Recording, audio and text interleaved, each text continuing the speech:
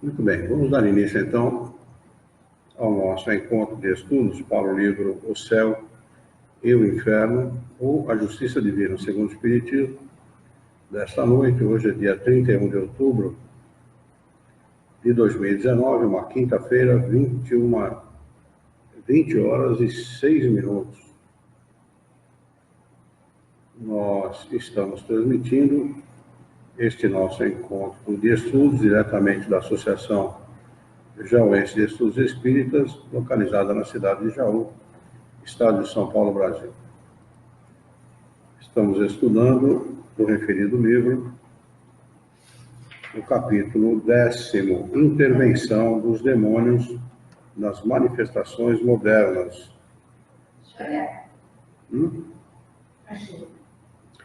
Parágrafo de número 3, que diz o seguinte: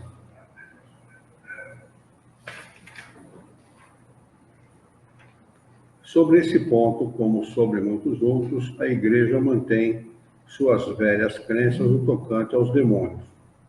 Diz ela, a Igreja Católica, abre aspas, possuímos princípios que não se modificam há 18 séculos e são imutáveis. Pretensiosos, né? Seu erro está precisamente em não levar em conta o desenvolvimento das ideias, considerando Deus tão pouco sábio para não proporcionar a revelação aos homens de acordo com o desenvolvimento da sua inteligência, usando para os homens primitivos a mesma linguagem que se usa com os homens civilizados. Se enquanto a humanidade avança, a religião se entrincheira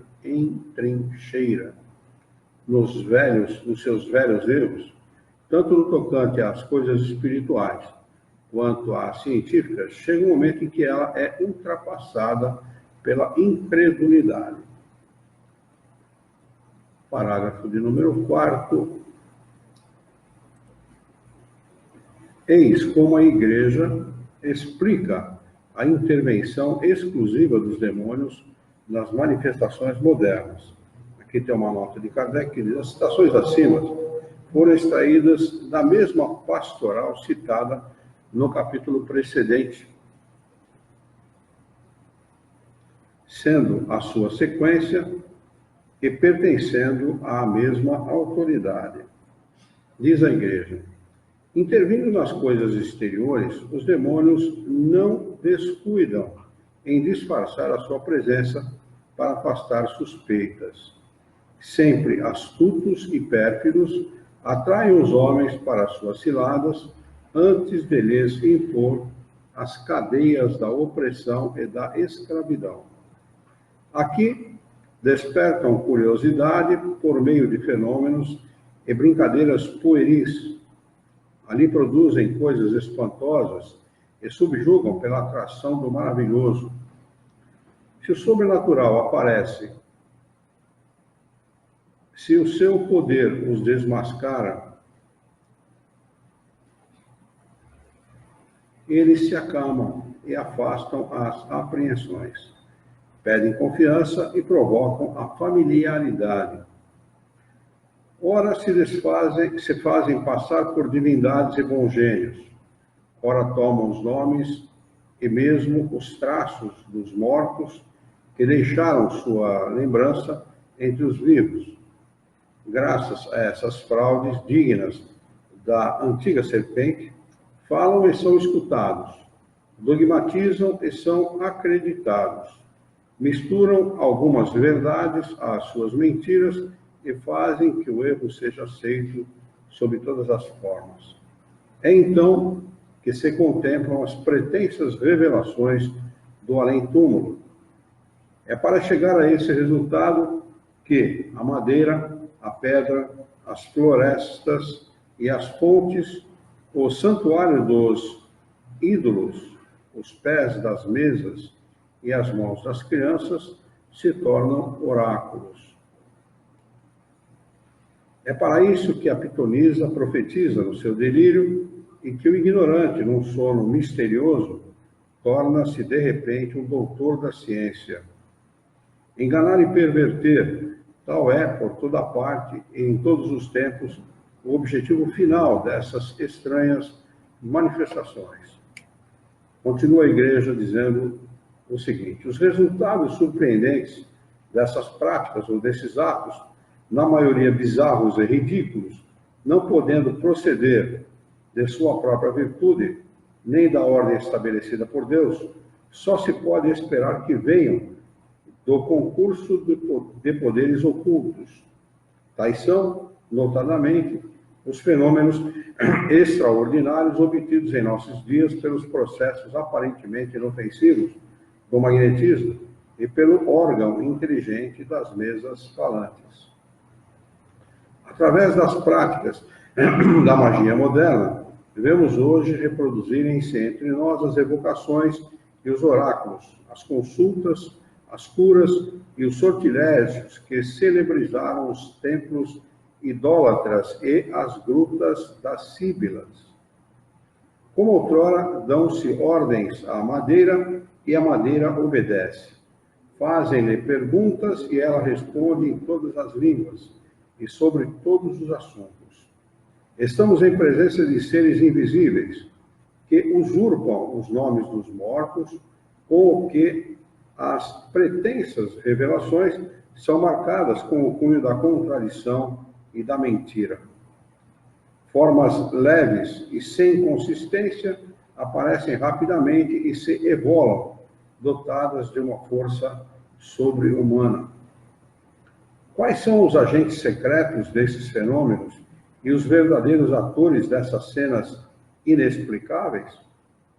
Os anjos não aceitariam o desempenho desses papéis indignos e nem se prestariam a todos os caprichos de uma curiosidade vã. As almas dos mortos, que Deus nos proíbe de consultar, permanecem na morada que a sua justiça lhes assinalou e não podem, sem a sua permissão, pôr-se às ordens dos vivos. Os seres misteriosos que atendem assim ao primeiro chamado do herege e do ímpio, bem como do fiel, ou seja, tanto do crime como da inocência, não são os enviados de Deus, nem os apóstolos da verdade e da salvação, mas os agentes do erro e do inferno.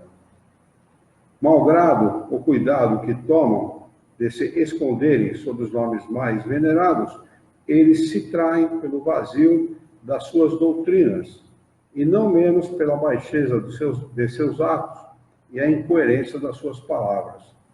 Esforçam-se para fazer desaparecerem os símbolos religiosos, os dogmas do pecado original, da ressurreição dos corpos, meu Deus do céu, da eternidade das penas e toda a revelação divina, a fim de tirarem às leis a sua verdadeira sanção e romper todas as barreiras dos vícios. Se as suas sugestões pudessem prevalecer, eles formariam uma religião cômoda para o uso do socialismo e de todos aqueles para quem a noção do dever e da consciência é importuna. A incredulidade do nosso século lhes preparou o caminho. Possam as sociedades cristãs, por um retorno sincero à fé católica, não à fé católica, diga-se de passagem, escapar ao perigo dessa nova e temível invasão. Muito bem. Aqui volta Kardec com as suas considerações. Está conosco pela internet a Daniele Buoso. Bem-vindo, Daniele. Boa noite para você também. E a Bernadette Mangini também, pelo YouTube. Boa noite para ela também. Toda essa teoria repousa no princípio de que os anjos e os demônios são seres diferentes das almas humanas e que essas constituem uma criação especial, inferior mesmo aos demônios em inteligência e em conhecimento e em todas as espécies de faculdades. Ela conclui pela intervenção exclusiva dos anjos maus nas manifestações antigas e modernas, atribuídas aos espíritos dos mortos.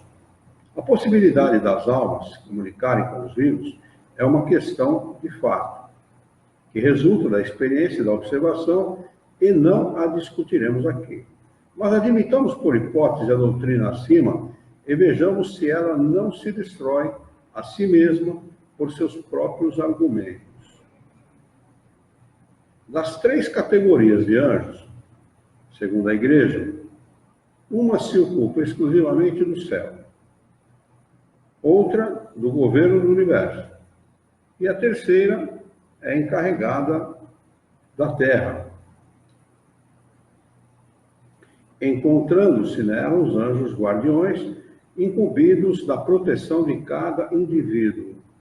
Somente uma parte dos anjos dessa categoria envolveu-se na revolta, sendo eles transformados em demônios. Se Deus permitiu a estes últimos levarem os homens à perdição pelas sugestões de toda a espécie e pelas manifestações ostensivas, porque, se ele é soberanamente justo e bom, lhe teria dado o imenso poder de que desfrutam uma liberdade de que fazem uso tão pernicioso, sem permitir aos anjos bons contrabalançarem isso com manifestações semelhantes, mas orientadas para o bem?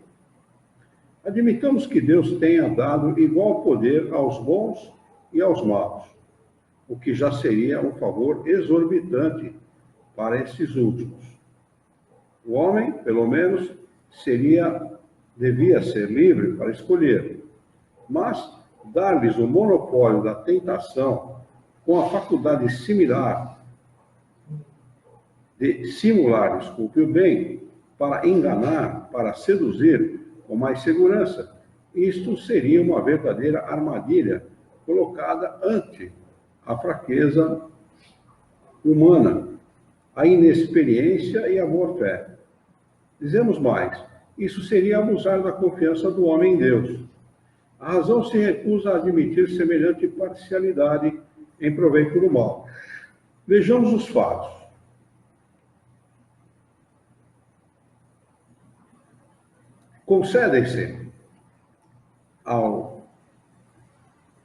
Concedem-se aos demônios as faculdades transcendentes.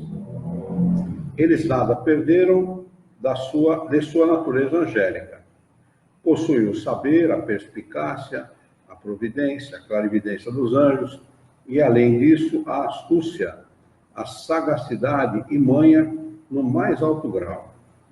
Seu objetivo é desviar o homem do bem e, sobretudo, afastá-los de Deus, para levá-los ao inferno, do qual são os provedores e os recrutadores. Compreende-se que eles se dirijam aos que estão no bom caminho e que se deixam perder por eles diante da sua insistência. Compreende-se a sedução através da simulação do bem para os atrair às suas fileiras. Mas o incompreensível é que eles se dirijam aos que já lhes pertencem de corpo e alma para os encaminhar a Deus e ao bem. Ora, quem poderia estar mais nas suas garras do que aqueles que renega a Deus e blasfema contra ele, mergulhando-se no vício e nas paixões desordenadas? Esse não está já no caminho do inferno? Pode-se compreender que, estando seguro de sua presa, o demônio a leva a adorar a Deus, a convida a submeter-se à sua divina vontade e a renunciar ao mal. Que existe aos seus olhos, que exalte aos seus olhos a aventura da vida dos espíritos bons, pintando com horror a posição dos maus? Já se viu um comerciante elogiar para os seus clientes as mercadorias do seu vizinho, em prejuízo das suas, mandando-os comprar do outro? Viu-se um recrutador depreciar a vida militar e louvar o descanso na vida doméstica? Dizer aos conscritos que eles terão vida de fadigas e de privações, que eles têm 10 possibilidades contra uma de serem mortos, ou pelo menos de terem os braços e as pernas arrancados? Não obstante, é esse o papel estúpido que atribuem aos demônios, pois é fato notório que, em consequência das instruções provenientes do mundo invisível, diariamente se veem os incrédulos e os ateus retornando a Deus e orando com fervor, o que há muito não faziam. Ao mesmo tempo que pessoas viciosas lutam com ardor para se melhorarem. Pretender que seja essa uma obra das artimanhas do demônio seria transformá-lo num verdadeiro pobre enfiado. Com isso, não é uma suposição, mas o resultado da experiência, e como contra fatos não há argumentos, temos de concluir que o demônio é um desastrado de primeira, não sendo tão esperto nem tão mau como se pretende, e, portanto, que não é justo temê-lo, desde que ele trabalha contra os seus próprios interesses, ou então que nem todas as manifestações são produzidas por ele.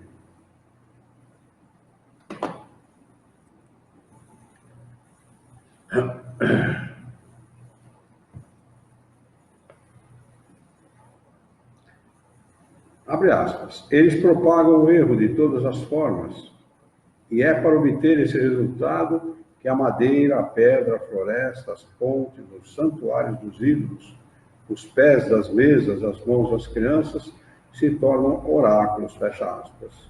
Isso no dizer da igreja. Qual é, então, diante disso, o valor das palavras do Evangelho, abre aspas, eu derramarei do meu espírito sobre toda a carne, vossos filhos e filhas profetizarão, vossos jovens terão visões e vossos velhos terão sonhos? Nesse dia eu derramarei o meu espírito sobre os meus servos e servas, e eles profetizarão, fecha aspas. Está em Atos dos Apóstolos, capítulo 2, versículo 17 e 18. Não é essa a predição da mediunidade concedida a todos, mesmo às crianças, e que se cumpre nos nossos dias? Os apóstolos lançaram o anátema sobre esta faculdade? Não, eles a anunciaram como uma graça de Deus e não como uma obra do demônio. Os teólogos de hoje saberiam mais sobre essa questão que os apóstolos? Não deveriam ver o Deus de Deus no cumprimento dessas palavras? Abre aspas, novamente a igreja. Através dessas práticas da magia moderna, vemos se reproduzirem entre nós as evocações, os oráculos, as consultas, as curas e os sortilégios que celebrizaram os tempos idólatras e as grutas das síbilas. Fecha aspas. Quem viu práticas de magia nas evocações espíritas? Houve um tempo em que se podia crer na sua eficácia, mas hoje elas se tornaram ridículas. Ninguém crê nessas coisas, o Espiritismo as condena. Na época em que a magia florescia, tinha-se apenas uma ideia muito imperfeita sobre a natureza dos espíritos, que se consideravam como seres dotados de poder sobre-humano. Eram evocados para obter-se mesmo que, ao preço da própria alma, os favores da sorte e da fortuna, a descoberta de tesouros, a revelação do futuro ou os filtros. A magia, com a ajuda dos seus símbolos, fórmulas e práticas cabalísticas, era considerada capaz de revelar pretensos segredos para realizar prodígios, constranger os espíritos e se submeterem às ordens dos homens e satisfazerem os seus desejos. Eis o que o Espiritismo diz a esse respeito. Não há nenhum meio de se constranger um espírito a nos atender contra a sua vontade. Edilane Zanon entrou. Seja bem-vinda, Edilane. Se ele vos iguala e vos é superior em moralidade, não tendes nenhuma autoridade sobre ele.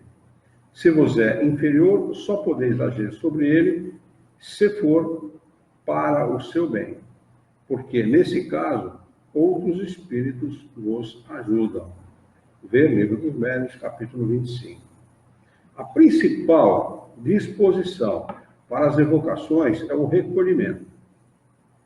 Quando se pretender estabelecer relações com os espíritos sérios, tendo-se fé e o desejo de fazer o bem, obtém-se mais força para evocar os espíritos superiores, elevando-se a alma em alguns instantes de recolhimento no momento da evocação.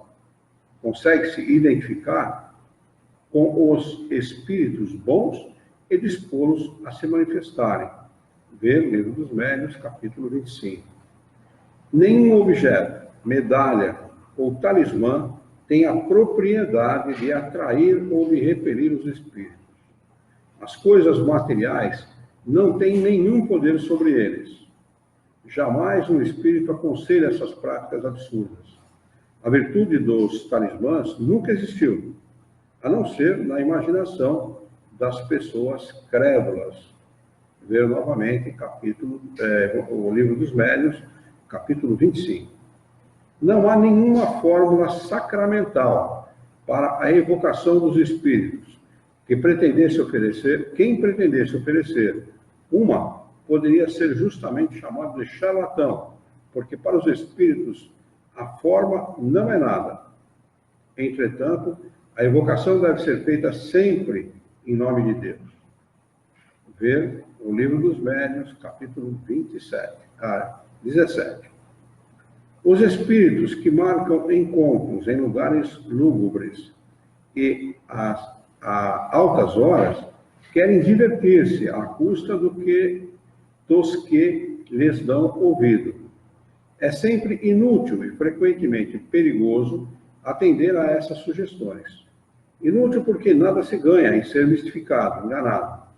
É perigoso, não pelo mal que os espíritos possam fazer, mas pela influência que isso pode ter sobre as pessoas de cérebro fraco. Ver o Livro dos Médiuns, capítulo 25. José Augusto está conosco, bem-vindo, Zé. Hoje é aniversário dele, parabéns para você. Muita saúde, viu? Não há dias nem horas que sejam mais propícios às evocações. Isso é completamente indiferente para os espíritos, como tudo o que é material. E crer nessa influência seria simples superstição. Os momentos mais favoráveis são aqueles em que o evocador pode estar menos preocupado com as suas ocupações habituais, ou em que o seu corpo e o seu espírito se acham mais tranquilos. Ver o Livro dos Médiuns, capítulo 25. A crítica malévola representa as comunicações espíritas cercadas de práticas ridículas e supersticiosas da magia e da necromancia. Se os que falam do espiritismo sem o conhecer se dessem o trabalho de o estudar, poupariam muitos gastos de imaginação e evitariam alegações que só servem para demonstrar a sua ignorância ou a sua má-fé. Para esclarecimento das pessoas estranhas a esta ciência, diremos que, para se comunicar com os espíritos, não há dias nem horas, nem lugares mais propícios do que outros. Para evocá-los, não há necessidade de fórmulas, nem de palavras sacramentais ou cabalísticas. Nenhuma preparação e nenhuma iniciação também são necessárias.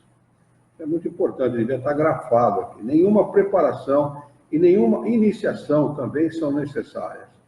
O emprego de qualquer símbolo ou objeto material, seja para os atrair, seja para os repelir, não tem nenhum efeito, bastando para isso o pensamento. Enfim, os médiuns recebem as suas comunicações sem saírem do estado normal. Tão simples e naturalmente como se elas fossem ditadas por uma pessoa viva. Só o charlatanismo poderia afetar maneiras excêntricas e acrescentar acessórios ridículos a esses momentos. Ver o livro que é o Espiritismo, capítulo 2, número 49. Em princípio, o futuro deve estar oculto ao homem. Somente em casos raros e excepcionais, Deus permite a sua revelação. Se o homem conhecesse o futuro, eu li certo em cima? Acho que não, né? Em princípio, o futuro, acho que ele sim, deve estar oculto ao homem. Somente em casos raros e excepcionais, Deus permite a sua revelação. Se o homem conhecesse o futuro, descuidaria do presente e não teria a mesma liberdade de ação, pois seria dominado pelo pensamento de que, se uma coisa deve acontecer, não adianta preocupar-se com ela, ou procuraria alguma maneira de impedi-la. Deus não quis que assim fosse, para que cada um concorra na realização dos seus desígnios, mesmo dos que se pretendesse afastar. Deus permite a revelação do futuro quando esse conhecimento antecipado pode facilitar a ocorrência, ao invés de a impedir, levando o homem a agir de maneira favorável e não contrária. Ver o Livro dos Espíritos, livro 2, capítulo 10, questão 868 e 871.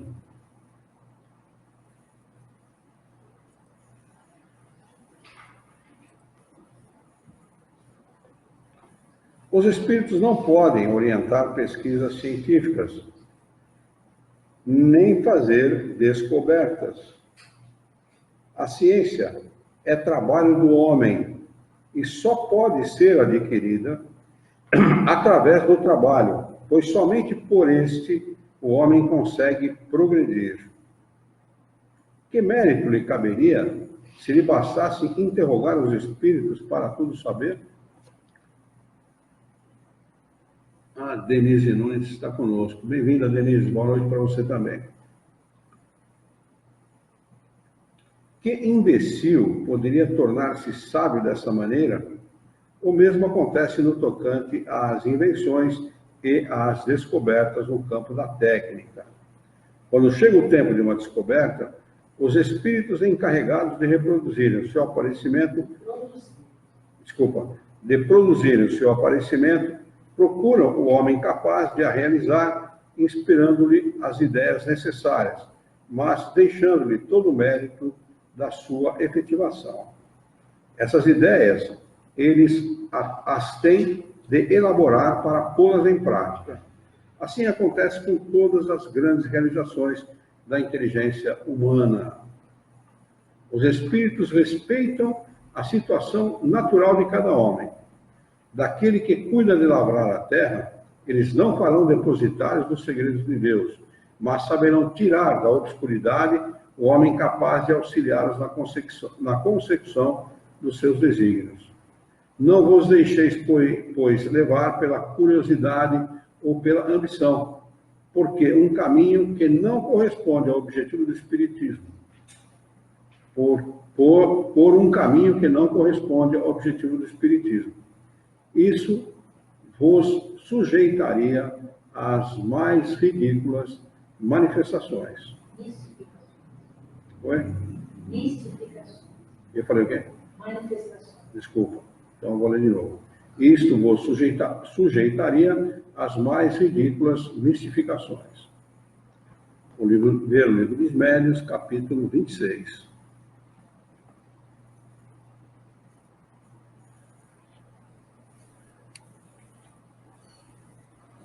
Esclarecendo-nos a respeito das propriedades dos fluidos, que são os agentes e os meios de ação do mundo invisível, constituindo-se uma das forças da natureza, o Espiritismo nos dá a chave de uma infinidade de coisas inexplicadas e inexplicáveis por qualquer outro meio, e que passarão nos tempos antigos por milagres, e que passaram no passado, né?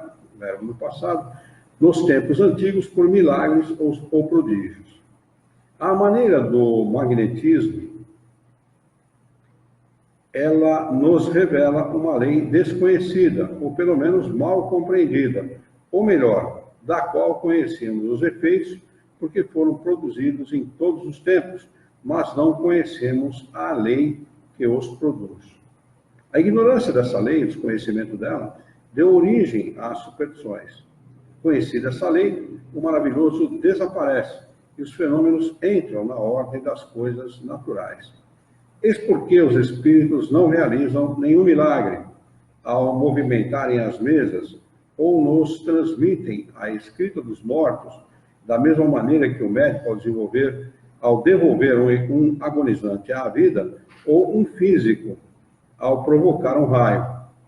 Aquele que pretendesse, com a ajuda da ciência espírita, produzir milagres seria um ignorante dessa ciência, ou um charlatão interessado em enganar os outros. Vê Livro dos Médiuns, capítulo 2. Algumas pessoas fazem ideia muito falsa das evocações. Há as que pensam que elas consistem em fazer os mortos voltarem do túmulo com suas vestes fúnebres. Somente nos romances e nos contos fantásticos de fantasmas e no teatro é que se vê os mortos saírem descarnados da sepultura, envoltos em seus lençóis e chocalhando os ossos. O Espiritismo jamais produziu milagres. Não produz essas fantasias nem outras. Jamais ele fez reviver um morto no seu corpo. Quando o corpo foi enterrado, ali fica em definitivo, mas o ser espiritual, fluídico e inteligente, não permanece enterrado com o seu envoltório grosseiro. Separa-se dele no momento da morte, e desde a separação, nada mais há de comum entre eles. Ver o livro que é o Espiritismo, capítulo 2, número 48. Ele volta para onde ele começou, né? Ele volta para onde ele começou, né? Compõe ali, né? O corpo. Você está falando do corpo, Do corpo sim, mas... No corpo sim, mas no espírito... Sim. Estendemos nessas citações para mostrar que os princípios do Espiritismo não têm nenhuma relação com a magia. Assim, nada de espíritos às ordens dos homens, nada de meios para constrangê-los, nada de signos ou fórmulas cabalísticas, nada de descobertas de tesouros ou de processos para enriquecimento, nada de milagres ou prodígios, de atividades de adivinhações ou de aparições fantásticas. Enfim, nada do que constitui o fim e os elementos essenciais da magia. O Espiritismo não somente desaprova todas essas coisas, como demonstra o absurdo da sua prática e a sua ineficácia. Não há, pois, nenhuma analogia, comparação, entre o fim e os meios da magia e os do Espiritismo. Querer assimilá-los só pode ser obra da ignorância ou da má-fé. E, como os princípios do Espiritismo nada têm de secreto, estando formulados em termos claros e sem possibilidades de equívocos, nenhum engano a respeito poderia prevalecer. Quanto aos casos de curas, reconhecidos como reais pela pastoral que citamos, o exemplo foi mal escolhido para afastar as pessoas das relações com os espíritos. Constituem esses casos um dos benefícios que tocam de perto às pessoas, que todas podem apreciar. Serão poucas as que se disporão a renunciar a essas possibilidades, sobretudo depois de haverem recorrido a todos os outros meios, simplesmente pelo temor de serem curadas pelo diabo. Pelo contrário, existem mesmo as que dirão que se o diabo as curar, praticará uma boa ação. Aqui tem uma nota de Kardec que diz o seguinte: ao quererem persuadir as pessoas curadas pelos espíritos de que foram pelo diabo, os que isso tentaram só conseguiram afastar radicalmente da Igreja Católica, né, grande número de criaturas que jamais haviam sequer pensado em deixá-la. Abre aspas, a Igreja falando, quais são os agentes secretos desses fenômenos e os verdadeiros atores dessas cenas inexplicáveis? Os anjos não aceitariam desempenhar esses papéis indignos e não se prestariam a todos os caprichos de uma vã curiosidade, fecha aspas. O autor, diz Kardec, se refere às manifestações físicas dos espíritos. Entre elas há, evidentemente, as que não seriam dignas de espíritos superiores. Se, pela palavra anjos, entendermos espíritos puros ou espíritos superiores, teremos exatamente o que diz o Espiritismo. Mas não se poderia considerar no mesmo plano, as comunicações inteligentes dadas pela escrita, pela palavra, pela audição ou por qualquer outro meio. Vocês reparam que Kardec não usa psicofonia, psicografia? Não usa. Então, ele não usa. A gente pode. Aqui diz aqui, ó. Comunicações inteligentes dadas pela escrita, médium escrevente, pela palavra, médium falante, pela audição, médium auditivo, ou por qualquer outro meio que não são menos dignos dos espíritos bons do que dos homens mais eminentes da Terra, nem as aparições, as curas e uma infinidade de outras que os livros sagrados citam em profusão como sendo produzidas pelos anjos ou pelos santos. Se, pois, os anjos e os santos puderam produzir no passado semelhantes fenômenos, por que não os produziriam hoje? Por que os mesmos seriam hoje produzidos pelo demônio através das mãos de certas pessoas, enquanto são considerados milagres sagrados através de outras pessoas? Sustentar semelhante tese é abdicar inteiramente da lógica. O autor da Pastoral errou ao dizer que esses fenômenos são inexplicáveis. Hoje eles são, pelo contrário, perfeitamente explicáveis.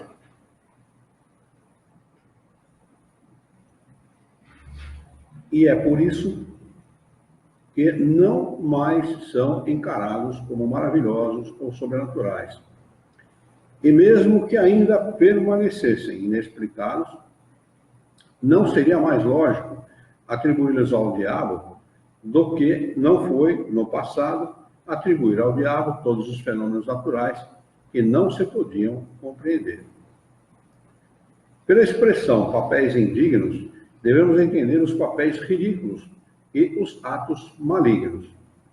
Mas não se pode qualificar assim os atos dos espíritos que praticam o bem e conduzem os homens a Deus e às virtudes. Ora, o Espiritismo diz expressamente que os papéis indignos não figuram nas atribuições dos espíritos superiores, como provam os preceitos seguintes. Reconhece-se a categoria dos espíritos pela sua linguagem. A dos espíritos verdadeiramente bons e superiores é sempre digna, nobre, lógica, livre de contradições. É uma linguagem que revela sabedoria, benevolência, modéstia e a mais pura moral, sendo concisa e sem palavrórios inúteis. Quanto aos espíritos inferiores, ignorantes ou orgulhosos, a falta de ideias é quase sempre suprida pela abundância de palavras. Todo pensamento evidentemente falso, toda máxima contrária à verdadeira moral, todo conselho ridículo, toda expressão grosseira, trivial ou simplesmente frívola, enfim, todo sinal de malevolência, de presunção ou de arrogância são provas incontestáveis da inferioridade dos espíritos. A Maria Regina Chimero está conosco. Bem-vinda, Maria Regina. Os espíritos superiores só se ocupam das comunicações inteligentes destinadas à nossa instrução. As manifestações físicas ou puramente materiais pertencem mais especialmente às atribuições dos espíritos inferiores, vulgarmente designados por espíritos batedores. Como entre nós os trabalhos pesados cabem aos carregadores e não aos sábios, seria absurdo que os espíritos, mesmo os que ainda são pouco elevados, gostassem de fazer demonstrações. Ele pede para ver a respeito desse assunto o livro que é o Espiritismo, capítulo 2, parágrafos 37, 40 e 60. Ver também o livro dos Espíritos, capítulo 2, livro 2, capítulo 1, diferentes ordens de espíritos, a escala espírita, o livro dos Médiuns, parte 2, capítulo 24, identidade dos espíritos, distinção dos bons e dos maus espíritos. Todos esses livros tratam especificamente a respeito deste assunto. Qual homem de boa fé que poderia ver nesses preceitos algum papel indigno atribuído aos espíritos elevados? O Espiritismo não somente não confunde os espíritos, como também, ao contrário dos que atribuem aos demônios uma inteligência semelhante à dos anjos, constata, pela observação dos fatos, que os espíritos inferiores são tanto mais ignorantes quanto mais limitado é o seu horizonte moral e menor a sua perspicácia. Frequentemente eles fazem das coisas uma ideia falsa e incompleta, sendo incapazes de resolver certas questões, o que os coloca na impossibilidade de fazerem tudo o que se atribui aos demônios. Parágrafo de número 14. A Igreja falando agora, a Igreja Católica. Abre aspas. As almas dos mortos, que Deus proíbe de serem consultadas, permanecem no lugar que a sua justiça lhes determinou, e não podem, sem a sua permissão, pôr-se às ordens dos vivos. Fecha aspas. Refuta Kardec. O Espiritismo diz também que elas não podem manifestar-se sem a permissão de Deus.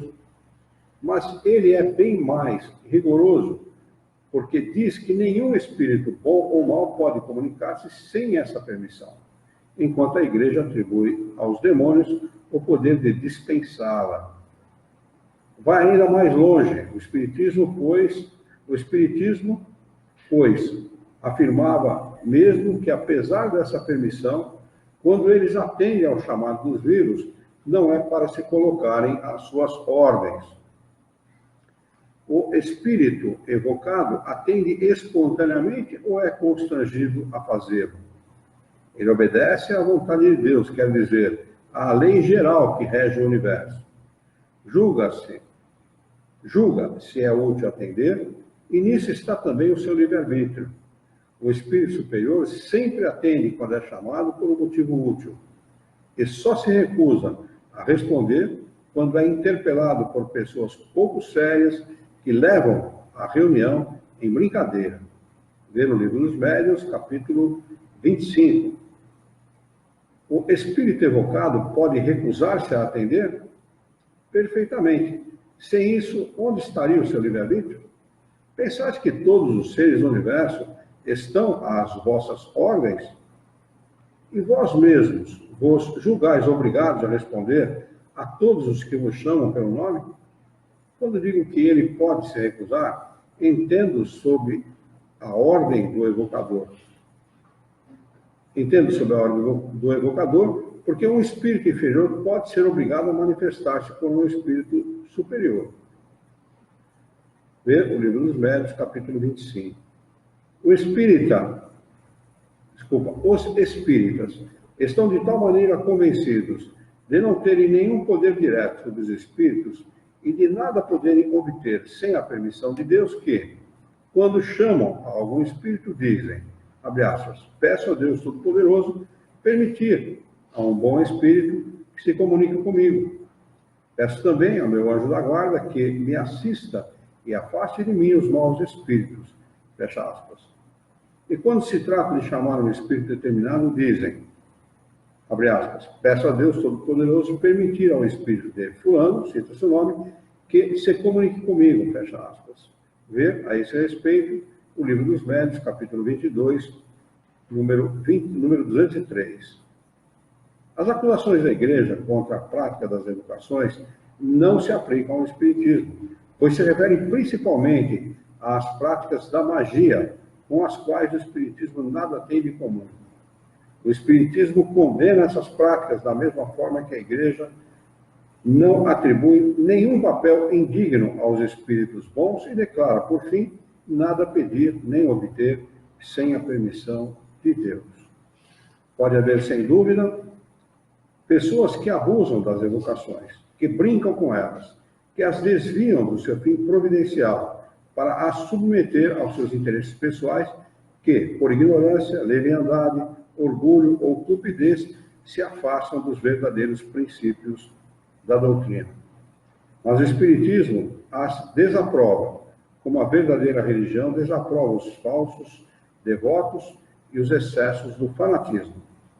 Não é, pois, nem lógico, nem justo imputar ao Espiritismo os abusos que ele condena ou as faltas daqueles que não o compreendem.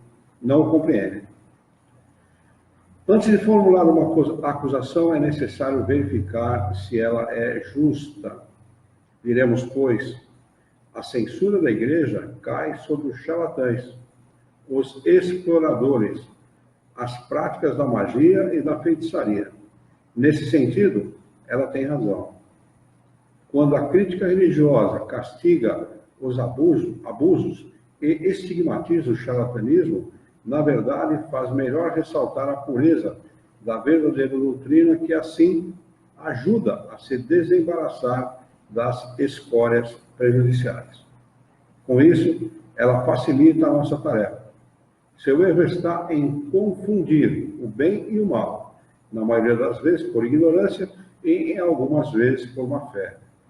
Mas a distinção que nesses casos ela deixa de fazer, outros a fazem. De qualquer maneira, essa censura, a qual todo espírita sincero se associa, desde que aplicada ao mal, não pode atingir a doutrina.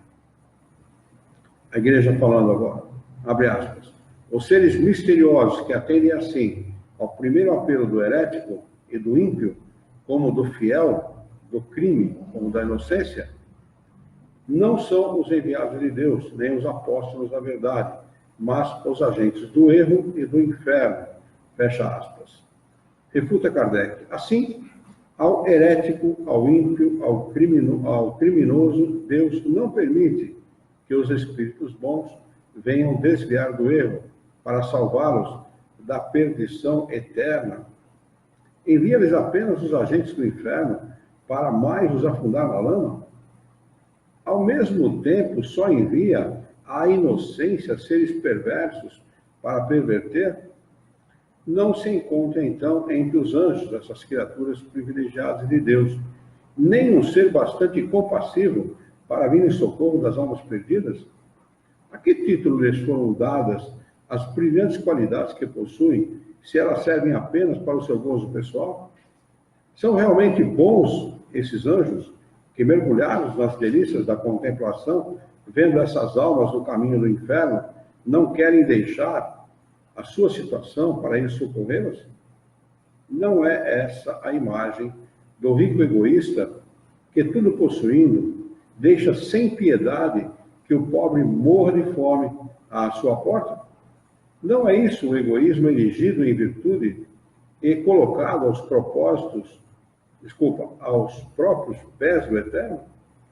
Admirai-vos de que os espíritos bons socorram o herético e o ímpio. Esquecei-vos, então, dessas palavras do Cristo, abre aspas, não é o que está cheio de saúde que necessita de médico, fecha aspas. Não tendes, então, uma visão mais elevada que a dos fariseus no tempo de Jesus? E vós mesmos, se fosseis chamados por um descrente, recusaríeis socorrê-lo e colocá-lo no bom caminho? Os espíritos bons fazem, pois, o que faríeis também.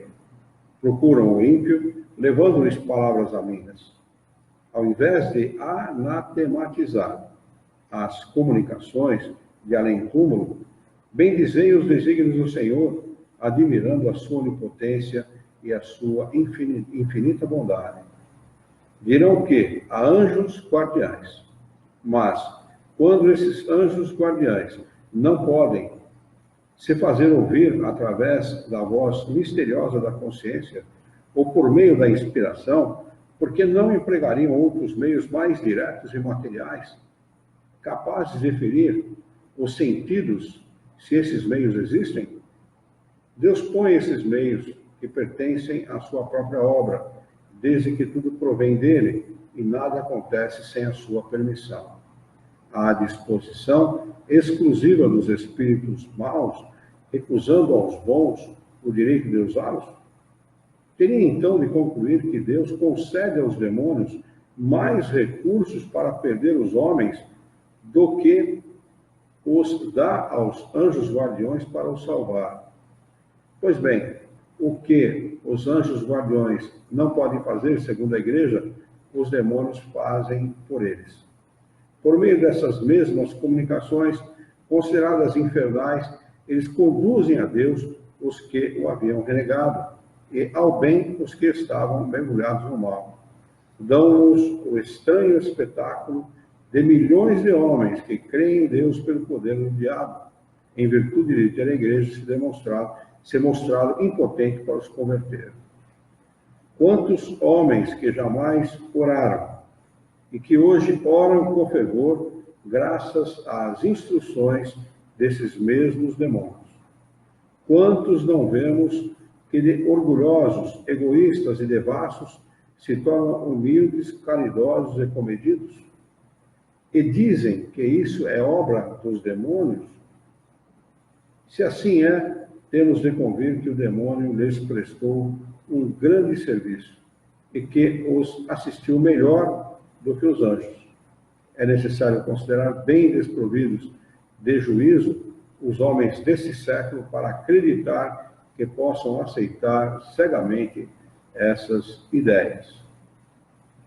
Uma religião que faz de semelhante doutrina a sua pedra angular, que se declara abalada em suas bases, se lhe tiramos os demônios, o inferno, as penas eternas e o seu Deus impiedoso, é uma religião que se suicida.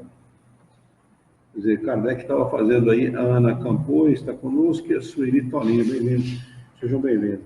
Quer dizer, Kardec estava fazendo uma previsão que está se confirmando, né? Vamos anotar aqui o parágrafo número 18, com a data de hoje. Hoje é dia 31/10/19, para nós retomarmos na próxima quinta-feira. Alguém quer fazer alguma pergunta, tirar alguma dúvida, fazer alguma consideração? É o momento. Crer e saber é a mesma coisa? Como? Crer Não entendi. Faça a pergunta novamente. eu creio. É a mesma coisa que saber? Eu Não. sei. Não, claro que não. São dois verbos completamente diferentes. Eu creio. Crer é acreditar. Saber é conhecer. É ter conhecimento de. É completamente diferente.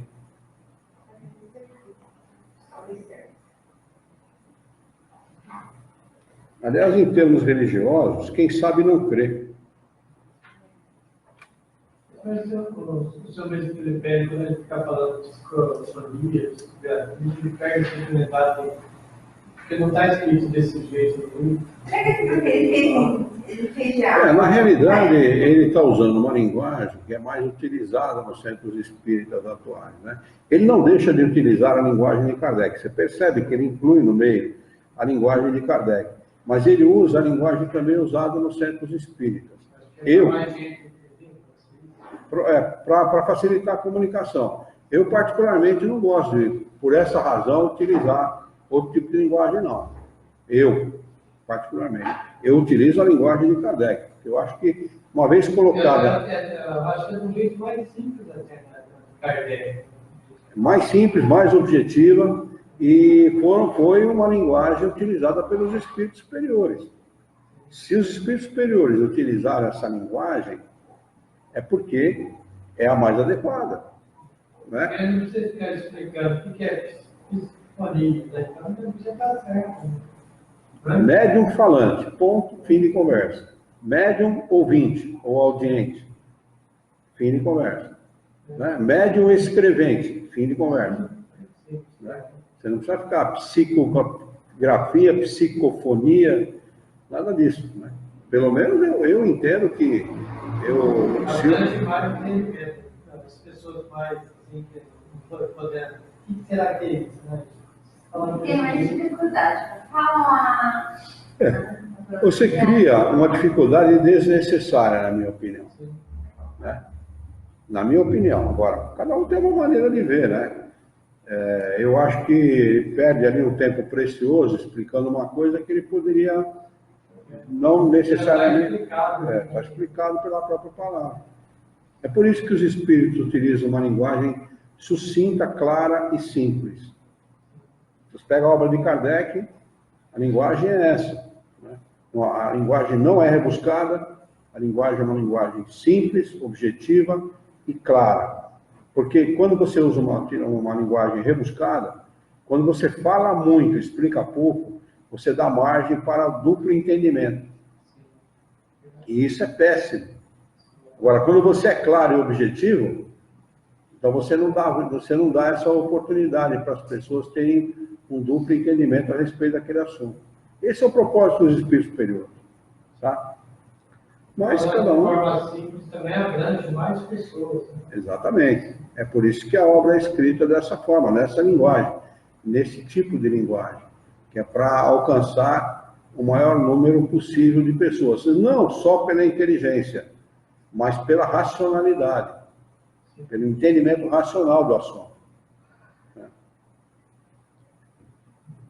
Vamos, então, encerrar? Vamos elevar o nosso pensamento, mentalizar a figura excelsa e amiga de Jesus, nosso mestre, nosso modelo e guia da humanidade, e juntos com Jesus nos dirigir ao Criador, ao Senhor da vida, fonte inesgotável de paz, de amor, de bondade, de misericórdia e justiça, para agradecê-lo muito pela oportunidade de aqui estarmos reunidos em seu nome, para discutirmos as questões propostas pelos estudos dessa noite. Queira a vossa bondade, o vosso amor, que tenhamos bom ânimo, coragem, determinação, ideias renovadas, alegria de viver e muito entusiasmo, para que nós possamos trabalhar, sermos úteis à sociedade em que vivemos e, desta forma, dignificar a vida. Auxilia-nos ainda, Senhor, dá-nos a força necessária para que nós possamos orientar a própria existência por um profundo e sincero respeito pelo nosso próximo. Em teu nome, em nome de Jesus, em nome dos bons espíritos, em nome do nosso diretor espiritual e toda a sua equipe, nós declaramos encerrado o nosso encontro de estudos essa noite, e que assim seja.